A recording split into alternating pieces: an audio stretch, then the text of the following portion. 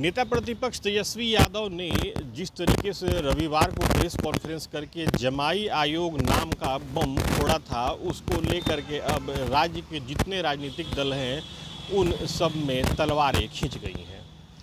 एक तरफ जहां महागठबंधन के सहयोगी घटक दल नेता प्रतिपक्ष की बातों पर मुहर लगा रहे हैं, वहीं एनडीए के घटक दलों में खलबली मची हुई है और वो अलग तरीके से इसका प्रतिवाद कर रहे हैं।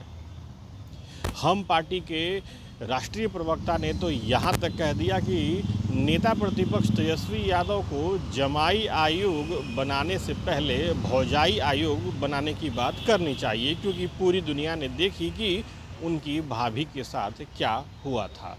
देखिए, मुझे लगता है कि तेजस्वी प्रसाद यादव जी को जमाई आयोग बोलने से पहले सरकार से मांग करनी चाहिए भौजाई आयोग की। अपने भौजाई के साथ उन्होंने क्या किया, इसका जवाब देना चाहिए। और क्या कुछ से कुछ बोलते हैं। यहाँ कोई 9वीं पास और 7वीं पास आयोग का सदस्य नहीं बना है और हर किसी की अपनी एक लंबी संघर्ष की दास्तान है। कोई केवल इसलिए नहीं बना है कि किसी का दामाद है या किसी का कोई रिश्तेदार है।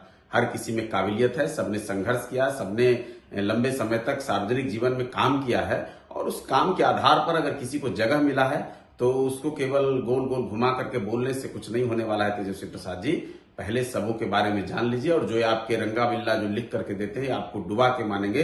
निश्चित तौर पर जान लीजिए, ये सुशासन की सरकार है, सुशासन राज है। यहाँ कोई गड़बड़ी होने की संभावना नहीं है। यहाँ जो लोग भी बनते हैं, जहां कहीं भी जाते हैं, अपनी काबिलियत के आधार पे जाते हैं। यहाँ कोई 47 वाला और कोई ऐसे लोग सरकार के हिस्सा नहीं है जो दिन रात गलत कार्यों में लिप्त रहते हैं, असामाजिक कार्यों में लिप्त रहते हैं, जो जेल और बेल के खेल के सहारे अंदर बाहर होते रहते हैं, जो अने मार्ग में और कहां कहां बैठ के आपके पिताजी के राज में क्या क्या करते थे ये सब कोई जानता है। तो वैसे लोग तो नहीं है ना। जो लोग है, कोई AA में है, कोई PhD है, कोई कुछ है, कोई इंजीनियर है, कोई डॉक्टर है, ऐसे लोग को बनाया गया है, न कि 9वां पास और 7वां पास और अनपढ़ गंवार लोगों को बनाया गया है। वहीं कांग्रेस पार्टी का कहना है कि तेजस्वी यादव ने जो कुछ भी बातें कही वो गलत नहीं थी, क्योंकि चाहे वो चिराग पासवान हो या फिर हम पार्टी, इनके लिए पहले अपना परिवार ही है। देखिए, चिराग पासवान जी बोलते हैं कि बिहार फर्स्ट, बिहारी फर्स्ट, लेकिन एक्चुअली में क्या है उनका, मनी फर्स्ट और फैमिली फर्स्ट। ठीक उसी तरह मांझी जी का क्या है, पूरे ब्रह्मांड में उनके लिए कोई मायने रखता है तो उनका परिवार। तो ये तो सच्चाई है ना कि ये तो जमाई आयोग का ही गठन हुआ है, इसमें कहाँ कोई शक है। उनके लिए बस इन सभी दोनों के लिए सिर्फ और सिर्फ यही लोग, अपने लोग इनके लिए मायने रखते हैं। रही बात लोक जनशक्ति पार्टी रामविलास की, तो पार्टी के मुख्य प्रवक्ता राजेश भट्ट का कहना है कि वैसे ही लोगों को आयोगों में जगह दी गई है जो कर्तव्य निष्ठ हैं और वो पार्टी के लिए वर्षों से काम करते आ रहे हैं। वो क्या बोलेंगे, उन्हें कोई नैतिक अधिकार है? जब टिकट बांटने की बारी आती है तो उन्हें भाई बहन और मां याद आती है। पूरा परिवार का कुनबा पहले टिकट दे दिया जाता है, उसके बाद जो बचता है उसे देखा जाता है। हमारे पार्टी में तो एक कार्यकर्ता की तरह, अनुशासित सिपाही की तरह लोग काम करते हैं। 20-20 वर्षों तक काम करने के बाद उन्हें जो है नेता बनने का कोई मौका मिलता है। तो परिवारवाद की परिभाषा वो क्या बताएंगे हमें? कि राज्य की सत्तारूढ़ बीजेपी का कहना है कि आरजेडी को इस बारे में बोलने का कुछ भी हक नहीं है, क्योंकि ये पार्टी अपने ही परिवार के बारे में पहले सोचती है, बाद में अन्य लोगों के बारे में सोचती है। तेजस्वी यादव जी, माननीय मुख्यमंत्री नीतीश कुमार टाइट मुख्यमंत्री हैं।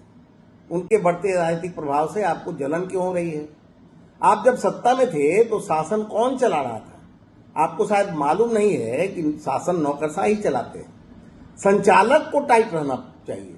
9वीं फेल विद्वान राजनीतिक तेजस्वी यादव जी को मालूम होना चाहिए कि उनके परिवार में कितने सांसद और विधायक हैं। बेटी बेटे से जगह मिले तब न जमाई को जगह मिले। सब पद तो परिवार के लोग ही हथे आए हुए हैं। बहरहाल जमाई आयोग को लेकर के जिस तरीके से तेजस्वी यादव ने निशाना साधा था, वो निशाना राज्य में एक अहम राजनीतिक चर्चा का केंद्र बन गया है। पार्टियां एक दूसरे के ऊपर लगातार वार और प्रतिवार कर रही है। तेजस्वी यादव ने तो सोमवार को यहाँ तक कह दिया कि इस संबंध में उन्होंने CM नीतीश कुमार से सवाल पूछे थे, इसका जवाब अब तक नहीं आया है। जमाई आयोग को लेकर के जो सियासी आग बिहार में लगी थी वो कब और कैसे बुझेगी, इसके लिए इंतज़ार करना होगा। Suhit Kumar, TV9 digital,